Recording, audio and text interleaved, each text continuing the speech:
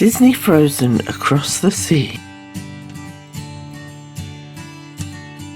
"There's our ship, Elsa," Anna exclaimed, peering out of the window.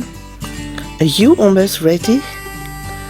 "Just about," Elsa replied as she packed the last of her things. She smiled at her sister's eagerness, but really she couldn't wait to go either. Elsa had been planning a royal tour to visit nearby kingdoms for a few months, and now it was time to leave. Her heart fluttered with nervous excitement. As soon as the sisters climbed aboard their ship, the captain scurried over. "Your Majesty," he said to Elsa, "I have the itinerary you sent, but I don't think we'll be able to make it to the first stop on time. Not with the waters this still." "Don't worry," Anna said, taking the wheel. "We've got it covered," Elsa said, smiling. "I'll give us a little nudge." She raised her arms and created a light snow flurry, pushing the ship along at a steady pace. "Woo-hoo!" Anna cried from her post, the flurry blowing through her hair. "Away we go!"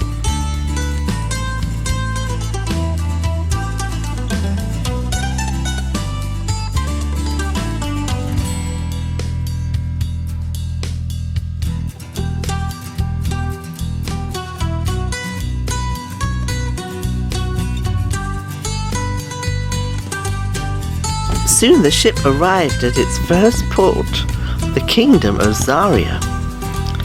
The Zarians clapped and cheered at the sight of their visitor. "Welcome, Queen Elsa and Princess Anna," King Stebor called in a booming voice. "We cannot wait to show you our kingdom," Queen Renalia added warmly. "Thank you," Anna and Elsa said together, bowing to their hosts.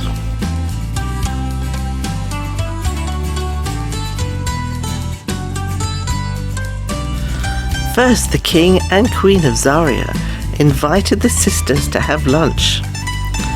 Anna and Elsa enjoyed lively conversation and tasty food they had never tried before. Renalia thought I couldn't talk when we first met. I was so nervous around her, King Stebor told them. "Oh, how sweet," Anna said. "Yes, except now he won't stop talking," Queen Renalia joked playfully. That night, they were treated to a grand festival.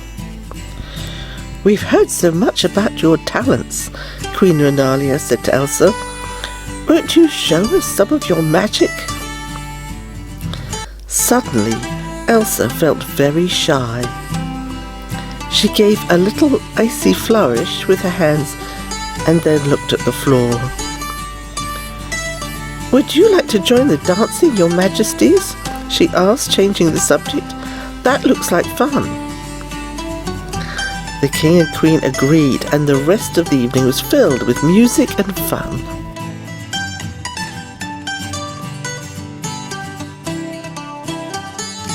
Then, Anna and Elsa were taken on a tour of Zaria's prized gardens, where there were many colourful and sweet-smelling blossoms and shrubs on display. Elsa pointed out a flower that looked remarkably like their friend Olaf. "We'll be sure to give you some of those seeds to take home," King Stebor said. The next stop on Anna and Elsa's tour was a kingdom called Chateau. The sisters met Chateau's ruler, Queen Calista, in front of her impressive palace. "Thank you for having us, Your Majesty," Elsa said. "Of course," the Queen replied. "I am very happy you are both here." Queen Calista first took the sisters on a walk through the kingdom's rainforest, where they saw many unique animals.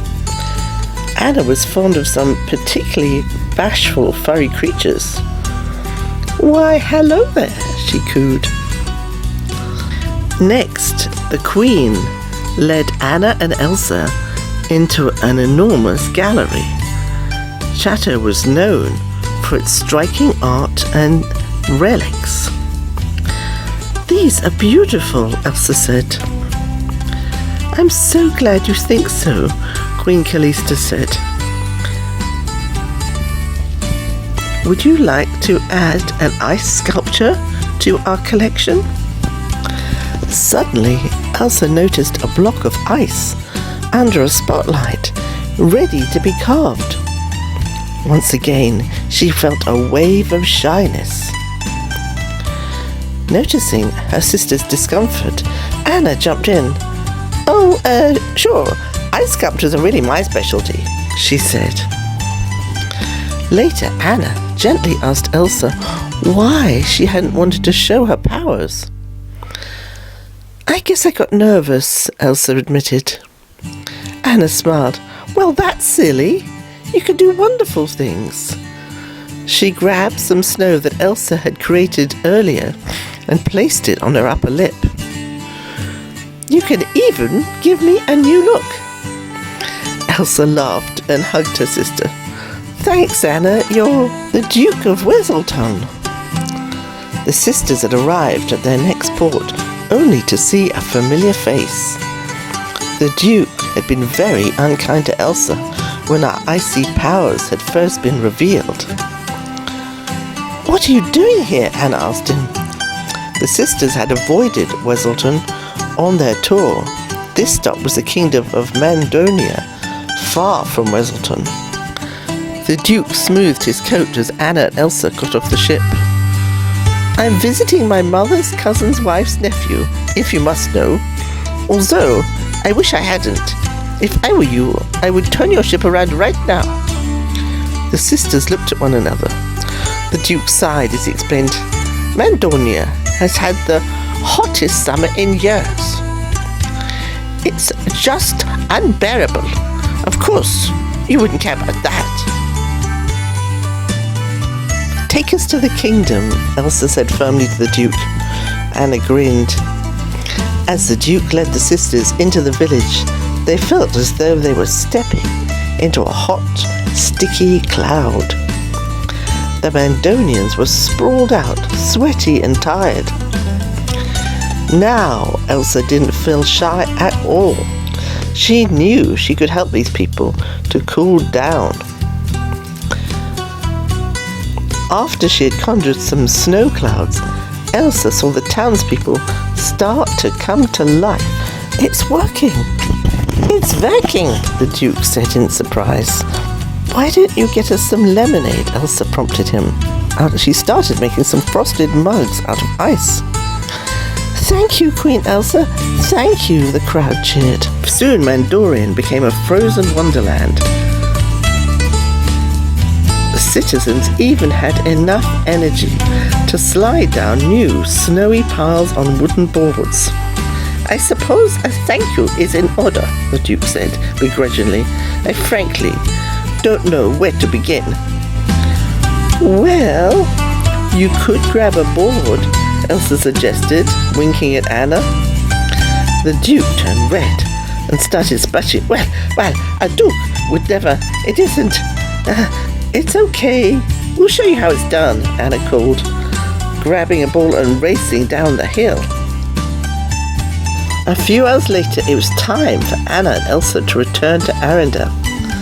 They boarded their ship and waved goodbye to their new friends. "Did you have a good trip?"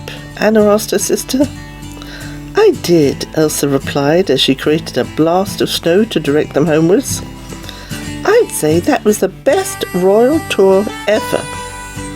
Until the next time, that is."